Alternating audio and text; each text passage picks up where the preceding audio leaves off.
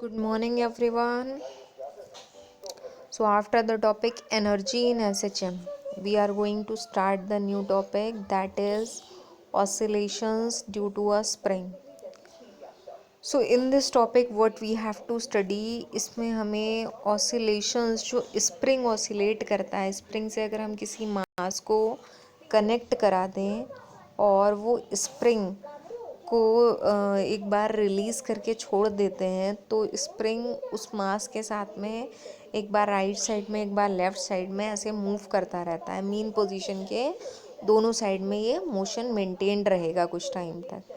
तो ऐसा जो मोशन होता है जो मीन पोजीशन के दोनों साइड है, डिस्प्लेसमेंट भी है, रिस्टोरिंग फोर्स भी है, तो it is a kind of SHM।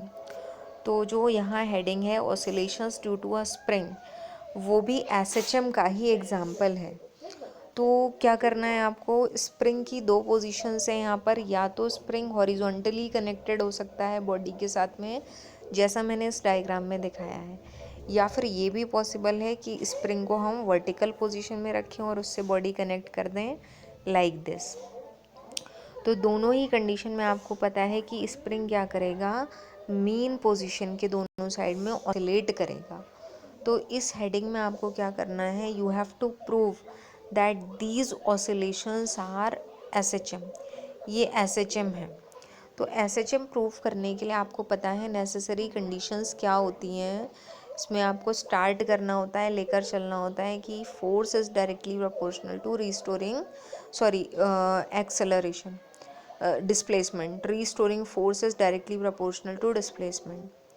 तो पता है जब बॉडी डिस्प्लेस कर रही है मीन पोजीशन के दोनों साइड तो उसमें रीस्टोरिंग फोर्स भी होगा। तो यहाँ से आप स्टार्ट करते हैं और आपको क्या प्रूफ करना होता है कि acceleration is directly proportional to displacement, या आप कह सकते हैं कि जो डिफरेंशियल इक्वेशन ऑफ SHM है वो आपको प्रूफ करनी होती है। d²x/dt² is equal to -ω²x। Okay, तो इस तरह से हम SHM को प्रूफ कर सकते हैं। तो इसमें आपको SHM प्रूफ करना है कि ये जो मोशन है ये SHM शो कर रहा है, और दूसरी बात आपको यहाँ टाइम पीरियड और फ्रीक्वेंसी भी फाइंड करने हैं। ओके, तो सबसे पहले ये जो डायग्राम है यहाँ पर मैं ये डिस्कस कर दे रही हूँ।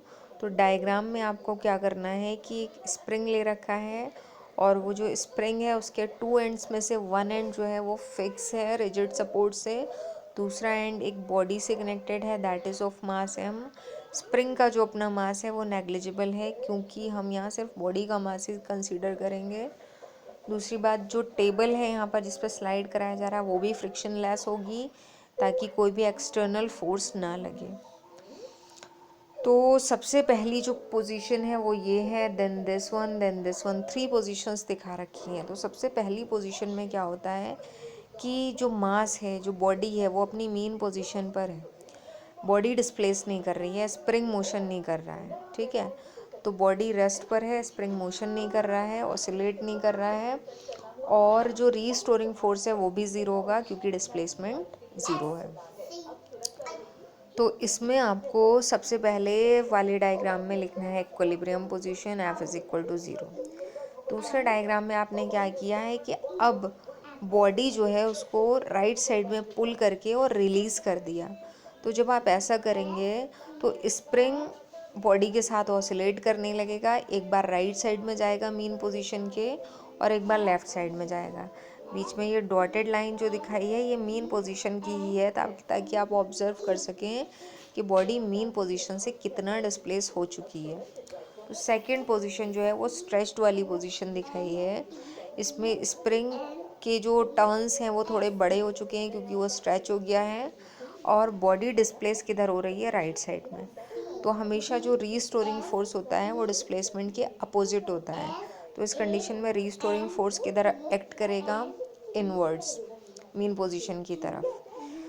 उसके बाद रीस्टोरिंग फोर्स का रिलेशन क्या होगा, F is equal to -kx। उसके बाद नेक्स्ट जो कंडीशन है उसमें क्या है, बॉडी लेफ़्ट साइड में जा रही है मीन पोजीशन के, स्प्रिंग के टर्न्स पास में है क्योंकि कंप्रेस्ड कंडीशन है ये।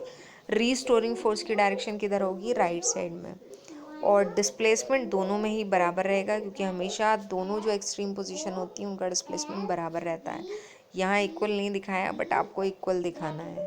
ओके, तो चलिए इसके बाद ये जो इसका थ्योरी है जो इसकी, उसको आप नोट डाउन करेंगे। तो यहाँ पर let a massless spring lying on a frictionless horizontal table, spring massless है और फ्रिक्शनलेस टेबल है। It's one end is attach to a rigid support and the other end to a body of mass M. एक end fix है, दूसरा body से connected है।